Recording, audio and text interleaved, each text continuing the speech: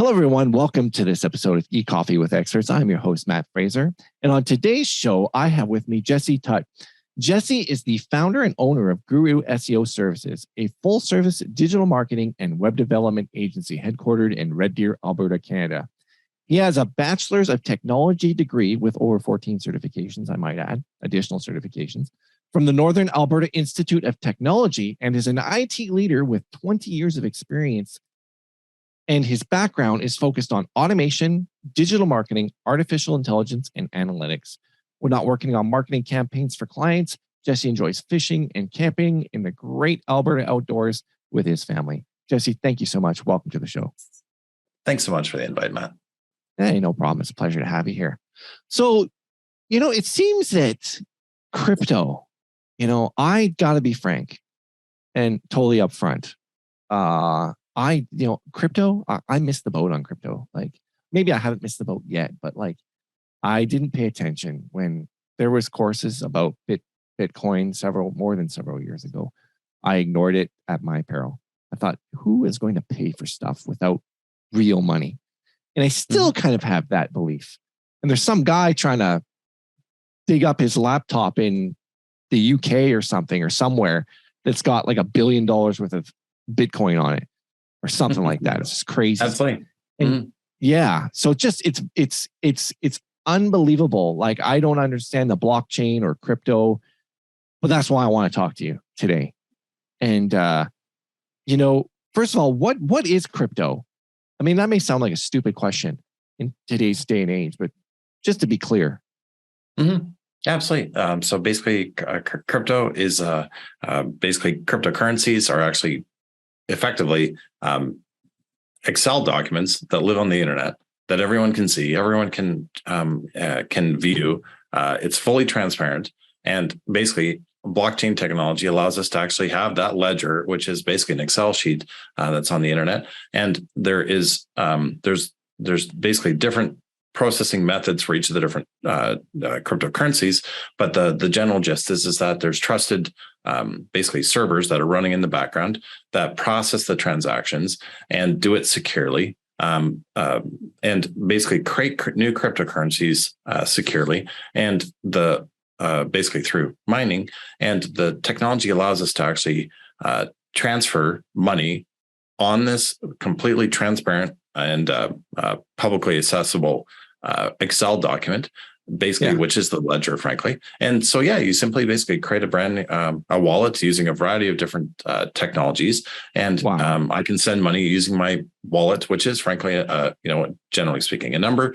And so I can send my number to you, and then you can transfer money directly to me without any type of banking institutions knowing about it, without any real having your name connected to it, because generally speaking, there's some anonymity, or it's anonymous for the most part.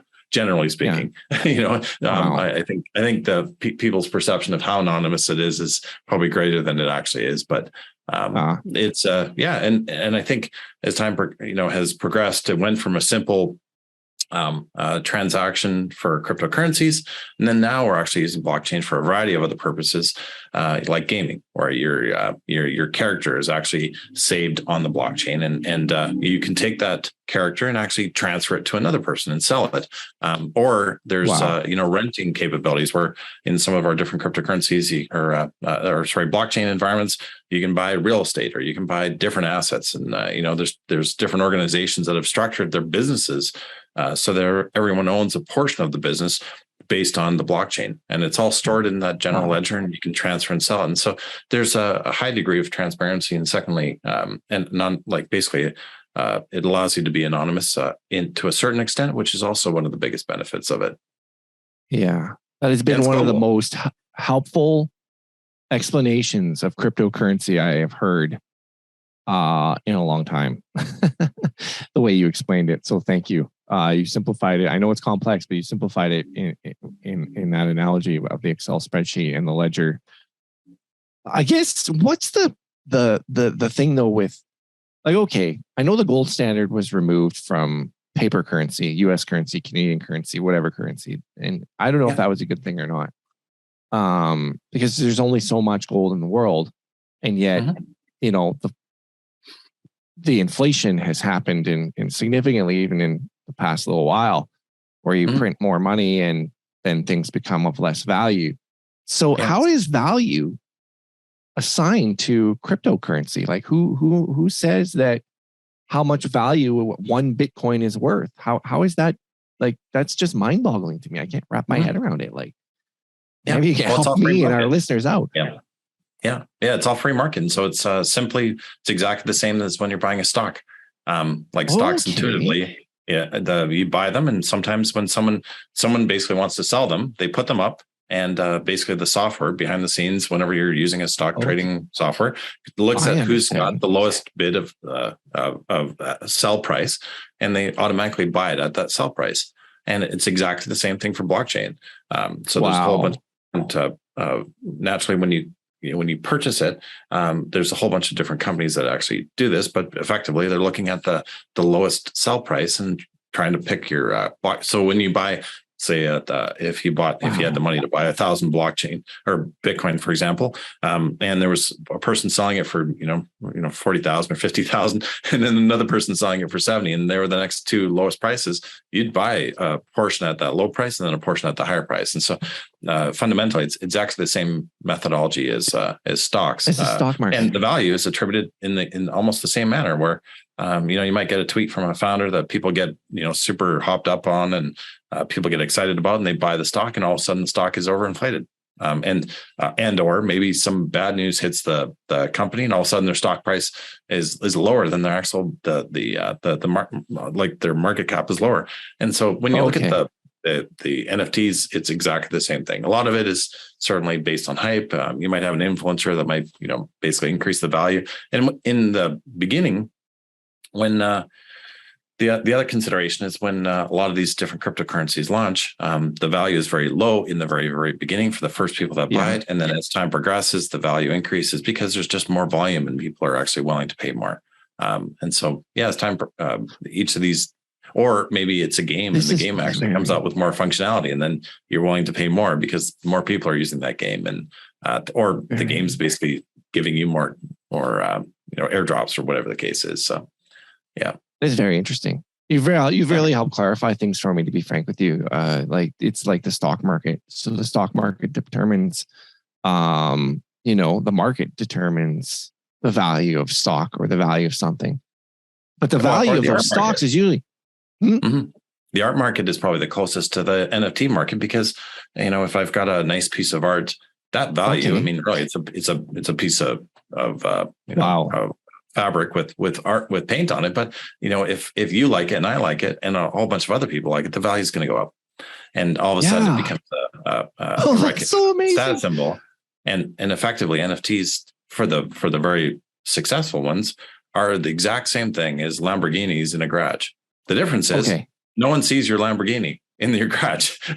Everyone sees your NFT because it's basically the image that you set as your social media profile. So it's becoming the new NFTs are totally different from Bitcoin, from cryptocurrency, though. Right? That's correct. Yeah, for sure. Right. You pay I didn't want to make NFTs with cryptocurrency, but effectively NFTs are again a blockchain technology that attributes something, whether it's a picture or a character or that kind of potentially even property, to a blockchain line item, a ledger, Excel document, a ledger item that you own the rights to that.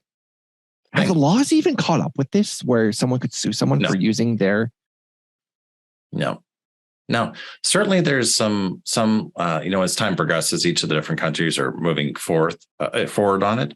And I think most countries are either openly blocking it or openly supporting it. And I think as time progresses, things will be a bit more clear. But no, for most countries, there's definitely some ambiguity. In some ways, people see this as a threat, like central banks. For sure. Yeah. Or in many cases, they're actually investing in them. They're creating their own digital currency. Good. Yeah. How do you see blockchain impacting the future of digital marketing? So up till now, I think, as time has kind of progressed, we've had traditional marketing evolving from print to radio to TV, to online. And as at least my viewpoint is ultimately blockchain is basically going to add another element and be the kind of the next migration for traditional marketing. So meaning that I think is the transparency of blockchain allows people to actually have a lot more, potentially even transparency over the supply chain. I mean, you could have a product and use the blockchain to actually prove that your product is organic, or you might have a product that's made in the USA or Canada, and prove that it's actually made through the blockchain, because you could literally have all of your suppliers updating the blockchain with their parts, and then having the parts actually roll up into the product, and you'd have a full blockchain of that. You can prove that it's vegan. You can prove that it's made without child labor or something like that. Yeah. And so I think there's like a lot of benefit in the context of supply chain management. Secondly, I think the way that traditional marketing worked initially was they knew your address. They shipped you a little postcard, and it had a little deal in it, and you would basically phone up, and they'd say you'd like to place your order, and they'd collect your address, and they'd collect your phone number, and then they'd collect your email address, and they might figure out that you're male or female or whatever, like all this the different metadata on you. Blockchain is different. I mean, most marketing campaigns in blockchain, they start with that potentially Discord, where you have no way of connecting that to a person, a Discord handle or account, a Twitter account, which is also difficult to connect to a person. And then you've got obviously the wallet, which is the end transaction where they buy something, where you don't know who that person is. And so it shifts that focus from being from having those meta master data fields that help you to actually improve your marketing, changing it to a much more anonymous method, meaning that because you don't have all these other contributors, social media marketing becomes a lot more influential. The news sites and the crypto marketing sites that are not crypto marketing sites, but crypto news sites become a lot more influential. And so that shift to a push to more of allowing customers to actually pull data, I think is the shift. And then using influencer marketing is becoming a lot more prevalent, frankly, which is happening in traditional media as well, or marketing as well. But it's definitely a shift because you've got a lot less data, and there's more people that are seeking to be basically anonymous. Precisely. Yeah. Interesting. Yeah. I was going to say non-anonymity, but I always have a hard time. Yeah. I can't say the word either. Yeah. Anonymity. Yeah. Oh boy. So it's going to be more anonymous, and therefore other social media platforms are going to be important to be able to target people.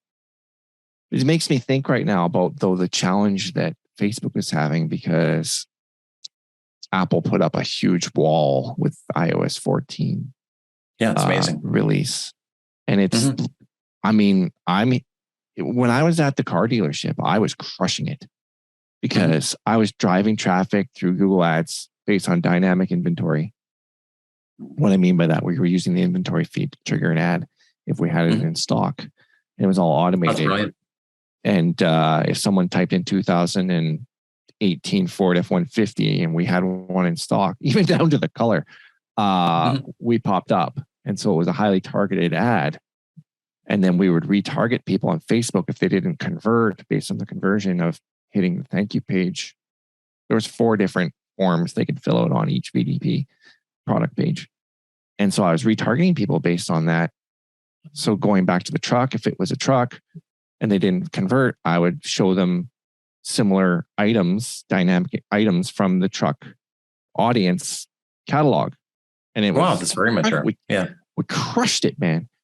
But I don't even know if that would work because I haven't done it since the pandemic because of things being shut down. I'm just trying to relate with the anonymity of, I think I got it right, of the blockchain. How that would even work. Do you think browsing is it going to I don't know. I'm just, you have to forgive me if I'm asking stupid questions, because like I don't understand it yet. But like if the web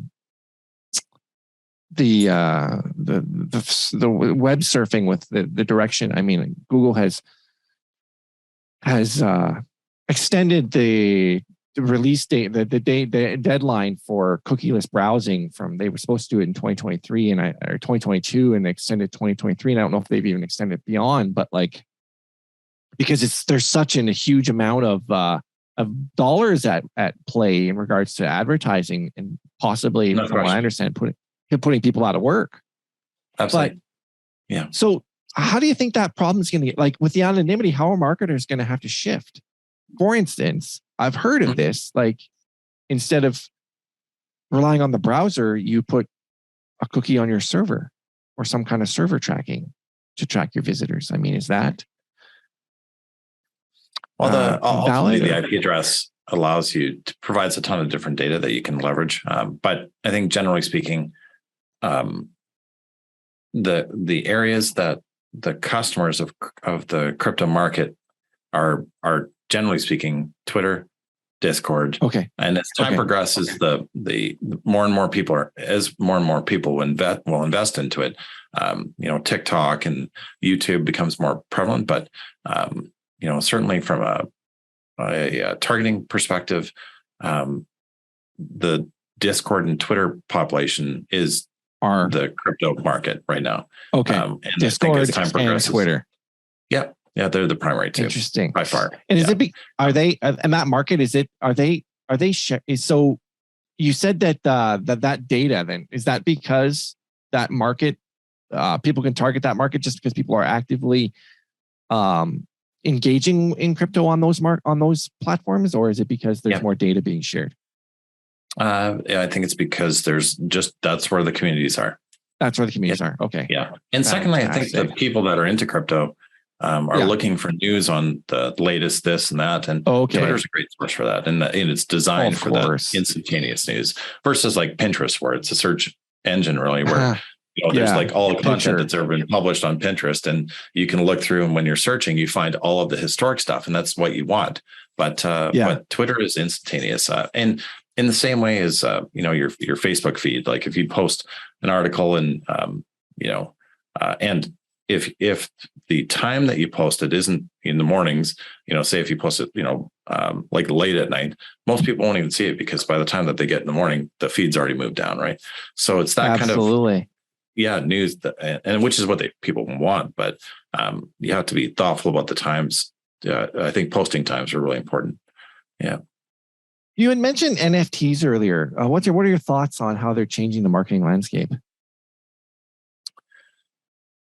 I think it's the opposite, where I think NFTs I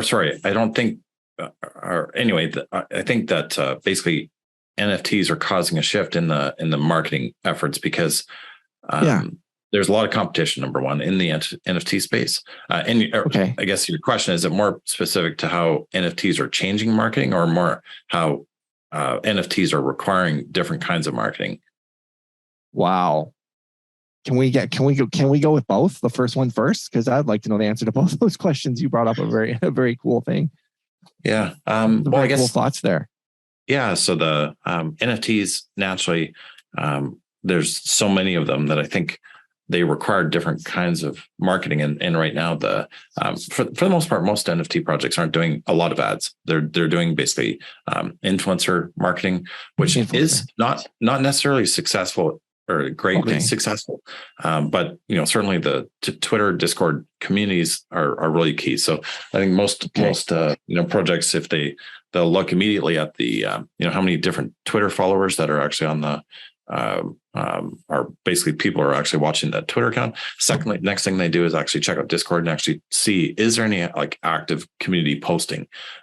If those two things are actually checked off, then certainly you start looking at the roadmap, you consider the different functionality that the NFT is actually planning. And then you look at the artwork and, do I like the artwork? And so my personal artwork picks aren't always the best because, sometimes I'm like, oh, the artwork is amazing and the project doesn't do well. But and I would add that you do have to be careful with Twitter and Discord, and that there is certainly ways that you can artificially manipulate the counts by bots. So, so it's more of that active engagement. And secondly, looking at Discord to see, are these actually like real people, or is it just, people that are like GM, like meaning good morning, right? Made up. And so, because you can made up with artificial intelligence. Wow.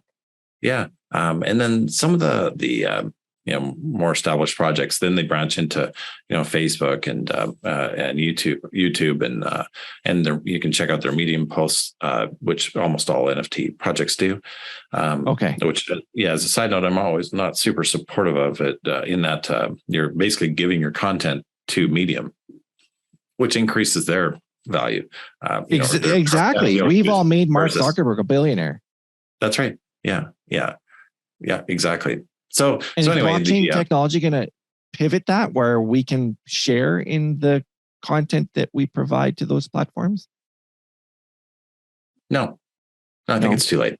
I think that, I think generally speaking, the really large social media platforms, you need so much investment, so much technology investment that I don't think it would ever be an open source solution, or I don't think that that they would move.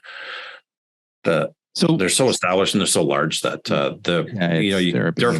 you can buy a piece of a cryptocurrency, invest in cryptocurrency, and actually buy cryptocurrency and get a share of the profits through cryptocurrency, certainly. But for Facebook, I mean, you could just buy stock; it'd be the same thing. Yeah. Man, I like it how you which is regulated. How you've related the NFTs to the art world, and cryptocurrency is the same. And so just to clarify, in regards to people who are wanting to market crypto and market their NFTs, the community for that is Twitter and Discord and so on and so forth.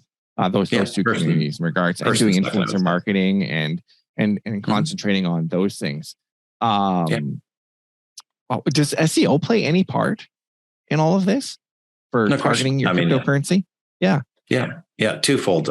First is focusing on the brand names. So ultimately, if someone searches your project's brand name, the website's got to come up, and ideally, it's got to come up first. And certainly, there's a lot of competition in the context of NFT brand names because often the brand names overlap with real world names. You know what I mean? Ooh. So I've had that, quite a few cases where because the real world brand is actually, more common and established, the NFTs get pushed down. In the case of gaming, as an example, where an NFT game can actually be created of an existing and traditional game, that happens all the time. Or I find that another user. Yeah, for sure. Yeah, they'll basically, because really it's a game. It's just your characters are actually on the blockchain. They're stored on the blockchain so that you can actually sell them and trade them. But I mean, the NFT games are actually, they're games like in any other. They just have a different place where they store the character instead of their own database. They're storing it on the blockchain. Wow. So in other words, like, I don't play this game, but I know people who do. What's it called? GTA. Not the Greater Toronto area for those, but I don't even know what the heck it stands for. And that probably sounds so stupid. Grand Theft Auto. Yeah, that's right. Or other such games where you can create a character. And I don't really know if it's against the rules, terms of service, or World of Warcraft, let's be frank, that game. And being able to sell your I don't know if that's like legal according to their terms of service for Clash of Clans or World of Warcraft or the other one I mentioned, GTA. It's definitely, there's a workarounds for selling your character and so on and so forth, but the blockchain makes it so much easier. What I'm hearing you say. It does, yeah. Well, back in the days in 2001, 2002. Sorry, apologies, my dog's getting. Oh, that's all good. In 2001, apologies, I'm gonna have to let him up. In 2001, okay, that's all good. Yeah, you need more. Yeah. Okay. Yeah, we could. I just quickly restarted it. There we go. So in 2001, Yeah, for sure. In fact, I think it was 2002, but there was this game called Star Wars Galaxies, and basically, as you would build up your character, you could basically go through and actually sell the characters and on eBay back in the day. Yeah, or you doggone it, my dog's barking. Sorry. Wow. I was saying wow about the Star Wars thing. That's amazing. Oh, it's all good. This is just fascinating. Like, it's just fascinating talking to you and learning about all this. Like, so for talking, like, and when we're talking about crypto marketing here, we're talking about like, and crypto SEO, as we alluded to, wanting to come up for the brand name. That's right. It kind of confuses me that they'd be able to do that. For instance, like Coke has a trademark that no matter what, you cannot use Coke in any kind of way. You cannot have any allusion to being Coke in any way whatsoever impression upon the market. And I know a startup that got in trouble with their logo because unfortunately they had made a logo that was, even our own government, because you and I are both in Alberta, got in trouble over a logo, made the news hugely of a kerfuffle that someone had designed a logo that was resembling someone else's logo. And how that got missed, I have no idea, because Google reverse image search will easily. It's just a 30-second search, man. Yeah, it's crazy. So somebody really messed up. But the point I'm trying to make, Jesse, is that could you just elaborate on that a little bit? How that works? That sure. Well, I think the use case is more that if there's an existing brand series of games and a new game comes out that's actually has the characters actually stored on the blockchain. In that case, the project that would be released would be having similar search phrases. Just generally speaking, the world brand search phrases are actually fairly competitive. I mean, if you release anything crypto something, it's going to be the competition is fairly high. So the SEO is really pertaining to making sure that project ranks at the top, even though there's generally speaking competition. Secondly is branding out, and say if you're doing an NFT project and you want to attract people that are interested in player versus player blockchain gaming, then you would have to that search phrase is fairly high competition, and I was working on that for one of my clients, and so I mean you have to really start with your brand. And then secondly, look at the high intent search phrases that you want to target in the same manner that we do for any other traditional business. Build content on those search phrases, do your keyword research. No sense building a whole bunch of blog content on your NFT project if no one's searching for it. And secondly, if it doesn't create that semantic word cloud around your site of the words that basically you want Google to know that you're an authority on. So do your keyword research, build your content, and then basically post it on social media. And then lastly, work with, webmasters out doing outreach to create a link back to your content to increase the SEO juice. The authority. That's right. Precisely. So it's in very ways, it's similar. These are just new terms that are being created and very similar. It's very similar to traditional, quote unquote, traditional SEO. That's right. Yeah. That's for sure. Yeah. I mean, in the context of SEO, it's very similar to how you rank any other website. I think the marketing piece is different, focusing on different technologies. But I mean, generally speaking, sorry, I'm really sorry, Matt. My dog is okay. It's okay. Right outside. It's all good. Jesse, there are so many things. Like, we have just scratched the surface on this, and there are so many more questions I have to ask that I want to ask. But I know that we're coming to the top of the hour, and that unfortunately we've come to the end of our time. I would love to have you back on the show and finish our conversation or extend the conversation, because it's just so fascinating. Like, especially talking to someone who knows about it.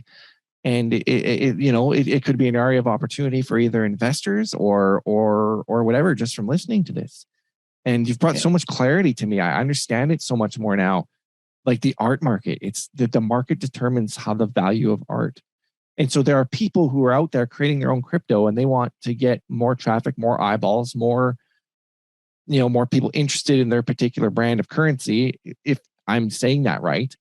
And some of the markets or some of the mediums and communities to target, from what I've learned from you, is Twitter and Discord. And I'm sure others will follow. And there's a question I just want to ask, but I know that we don't have a lot of time. You were talking before about the. I'll ask this last question and then we'll wrap it up, and hopefully you can come back. In regards to, you talked about building an authority site. Should companies focus on building a news magazine, a media kind of asset, marketing asset sites like a cryptomagazine.com? It's probably taken, and if it isn't, I'll take it when I go look if it's available or not. I highly doubt it is. But that sort of deal, like cryptomagazine.com, a crypto insider, crypto whatever, and building like a what appears to be a independent publication that is informational and authoritative, and then use that magazine to advertise your own crypto. I mean, would that be a valid strategy? You certainly could, but your profit and revenue from one specific cryptocurrency would be less versus providing information on all of the cryptocurrencies. Interesting. So yeah, like almost all of the different tools that you use in life that, whether it's software or whether it's, referrals for a realtor, there's different commissions that people pay for that.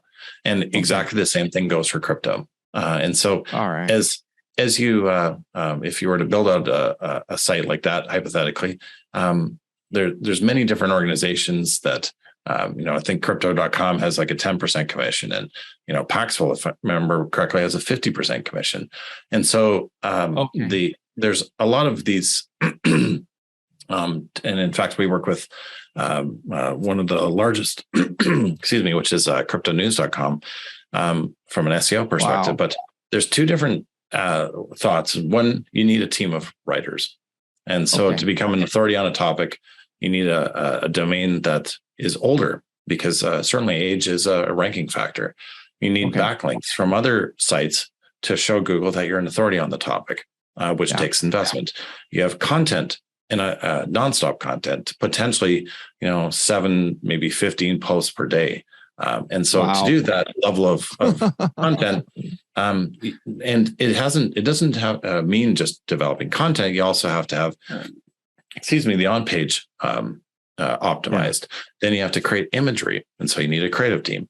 And then you need basically the writers to actually do it. And then you need editors to review the writer's work, and then a publishing mechanism to actually publish the content, not just to the website, but also to social media, and then promote it. And so, certainly there, like any business, getting visitors and actually, I always, there is no basically job that doesn't take hard work. And the short answer is, would it be lucrative? No question. Would it take some hard work? No doubt about it. And it would take some time. And so I think building up a site's domain rating takes time. And most sites, you're in, a year, potentially 2, depending on how the niche. But for a large site like that, it would take time. Yeah. Time, capital, and money. Planning. And strategy. And so strategy. If you've got those traits and you're good at SEO, then for sure. Wow. Man, I wish I'd learned about this 5 years ago, or, got in on the beginning, because now I can see there's so much potential. Something I've been interesting. ignoring. One of them. And it's, I think it's just that buying and selling, and really, back in the days, there was like different groups where you would like paid to like belong to that club or whatever the case is. And now you buy an NFT and you're part of the Gary V circle, right? Or, there's so many different use cases, or you can use cryptocurrency to play poker. And so I do work with Coin Poker as an example. And, me and you could be playing a poker game and actually do it through using cryptocurrency. The use cases are actually really quite amazing. Yeah. Wow. Yeah. Hey, like I said, we've just scratched the surface. There's so many more things we could talk about that I feel like I'm just getting into this, and would love to have you back if you would. I'd love to. Yeah. Thanks so Right much, on. Matt. In the meantime, how can our listeners connect with you online if they choose to do so? For sure. Yeah. The easiest way is either to go to guruseo.com or to look for Jesse, Jesse Tutt on LinkedIn. Love to connect. Cool. Right on. Right on. And is it guruseo.com or is it guruseoservices.com? Guruseoservices.com. Okay, great. Right on. Yeah. Hey, yeah, absolute pleasure. Absolute pleasure. Hope to have you back. Thanks so much, very Matt. Look forward to meeting you again. All right. Talk soon.